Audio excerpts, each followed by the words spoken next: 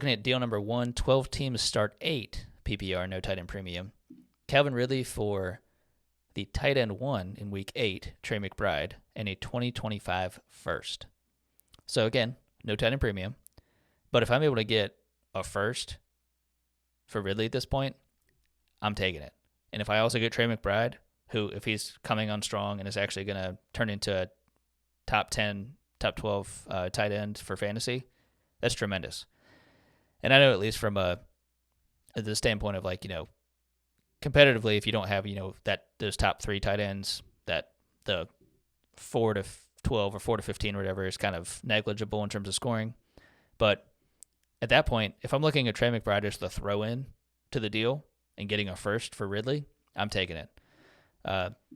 After Ridley's first game, he's looked a lot like, at least his fantasy performance has looked a lot like what I was thinking it was going to be in terms of not to what he was before. And again, could that be his usage? Christian Kirk, I know, has been able to operate in a more friendly position that he's used to and has done very well, largely. Second deal, 12 teams start 10 PPR quarter point tight end premium. This one was interesting, and I would love to see the team construction on each of these. Jamar Chase for Calvin Ridley, Alvin Kamara, and Derek Carr. I know it's super flex, and I still don't get it, because Derek Carr is almost looking like he's going to be off that team in 2 years, despite the deal. Calvin Ridley, of course, not performing tremendously well. So you're giving up 3 older assets. Alvin Kamara, I can understand if you need him now for what his performance is, his insane volume. But still, you get Jamar Chase for that? Smash accept. Jamar Chase, every time there.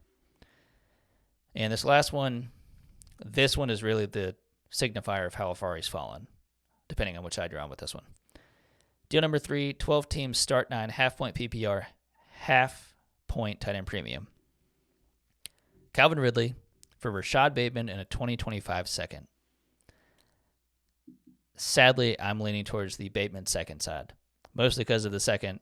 Not too bullish on Bateman at this point in his career, but that's as far as we've fallen. I mean, as Ridley continues, again, this is through week 8, just performing well below what we thought he'd be doing. And I'd rather cut bait sooner rather than later. That's not to say he's not going to have another boom game here and there, but I don't think he's who we thought he was going to be coming back.